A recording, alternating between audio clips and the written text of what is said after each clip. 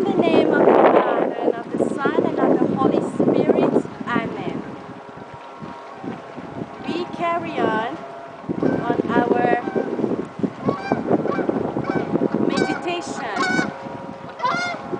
this Lent on the agony of our Lord Jesus Christ in the Garden of Gethsemane in company of Saint Pio of Pietrelcina.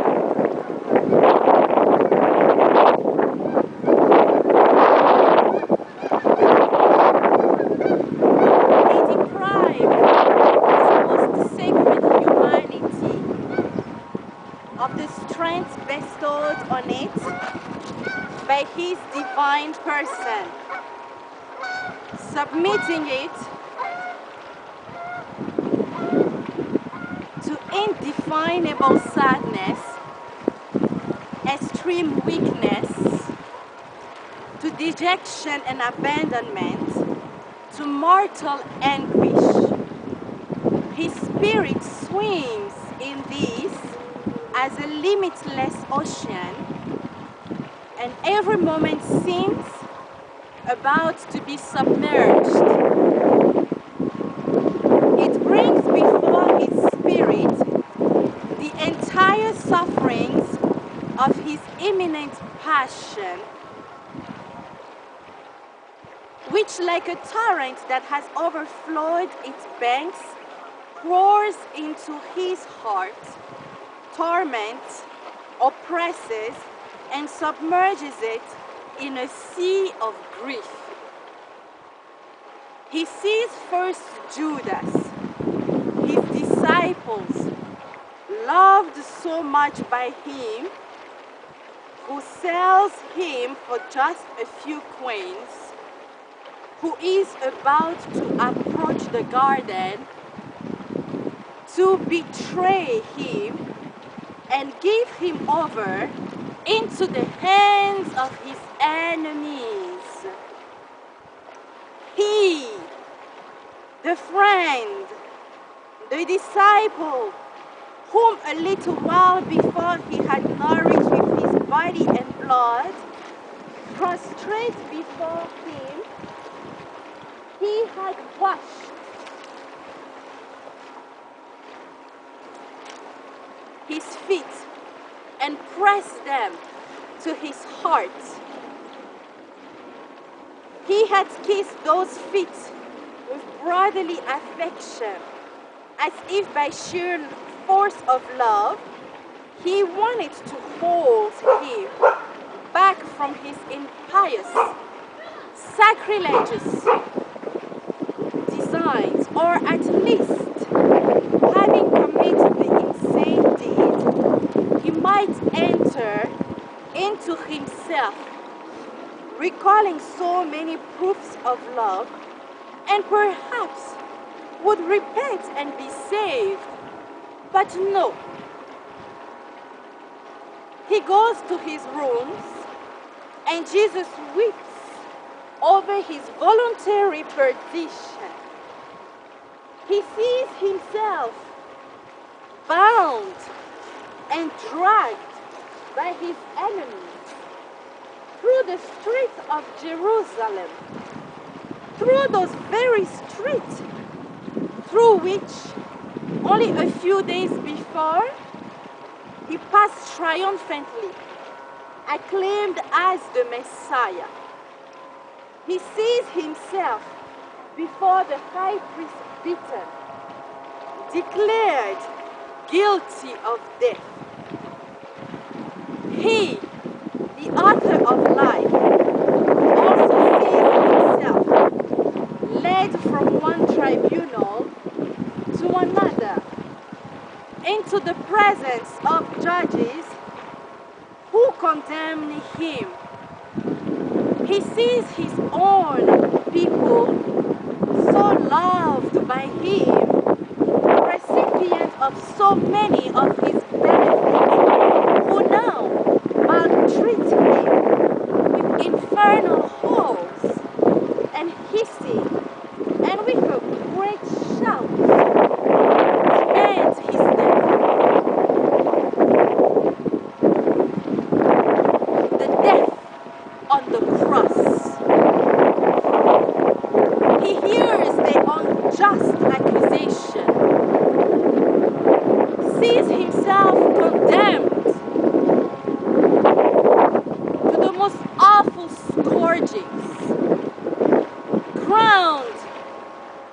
scorned, derided, saluted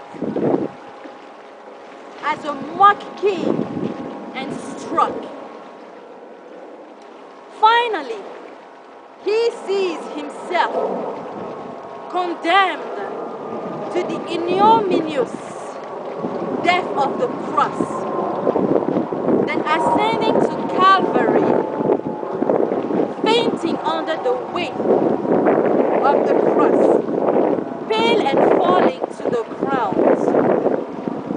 Repeatedly, he sees himself arrived on Calvary, despoiled of his garment, stretched out on the cross, pitilessly crucified, raised up on it in the sight of all. He hangs on the nails, which cause excruciating torture. Oh God, what a long agony of 3 hours will overwhelm him amidst the insult of a praised, heartless crowd. He sees his throat and entrails on fire with a burning thirst. And to add to this agony, a drink of vinegar and gall. He sees the abandonment of his father and the desolation of his mother. At the end, the ignominious death between 2 robbers. The one to acknowledge and confess him as God and be saved. The other to blaspheme and insult him and die in despair. He sees Longinus approach, and as a final insult and contempt pierce his side. Christ beholds the consummation of humiliation in the separation of soul and body. Everything passes before him. Torment him, terrifies him, and this terror takes possession of him, overwhelms him. He trembles as if shaken by a violent fever. Fear also seizes him, and his spirit languishes in mortal sadness.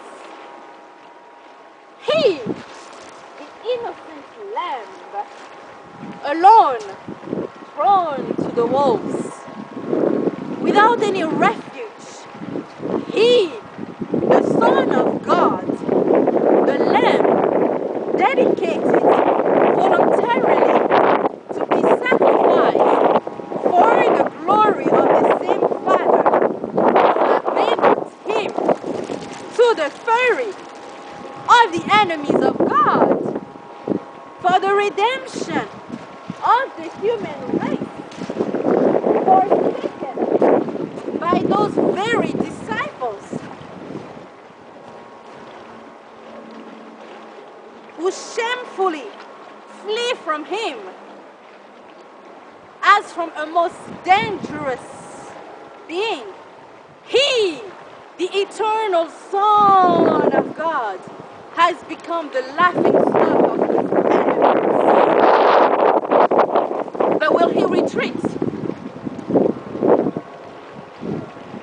No. From the very beginning, he embraces everything without reservation. Why then, and whence this terror? He has exposed his humanity as a target to take upon himself all the blows of divine justice offended by sin.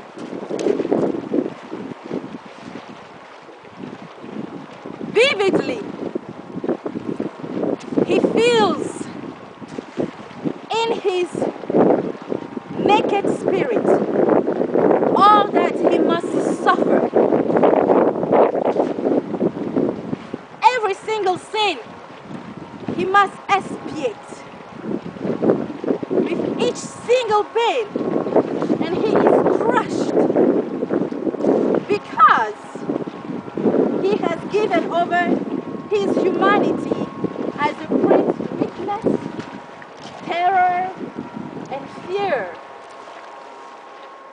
He seems to be at the extreme of suffering. He is prostrate with his face to the ground before the majesty of his Father. The sacred face of him who enjoys through the hypostatic union the beatific vision of the divine glory according to both angels and saints in heaven, lies disfigured on the ground. My God, my Jesus, art thou not the God of heaven and earth, equal in all things to thy Father, who humiliated thee to the point of losing even the semblance of man? Ah, yes, I understand. It is to teach me, proud man, that to deal with heaven, I must abase myself down to the center of the earth. It is to repair and expiate for my haughtiness that thou bowest down thus before thy Father. It is to direct his pitying glance upon humanity, which has turned away from him by rebellion. It is because of thy humiliation that he forgives the proud creature. It is in order to reconcile earth with heaven that thou abasest thyself down to it, as if to give it the kiss of peace. Oh Jesus, mayest thou be blessed and thanked always by all men for all thy mortification and humiliations, by which thou hast atoned for us to God, to whom thou hast united us in the embrace of holy love.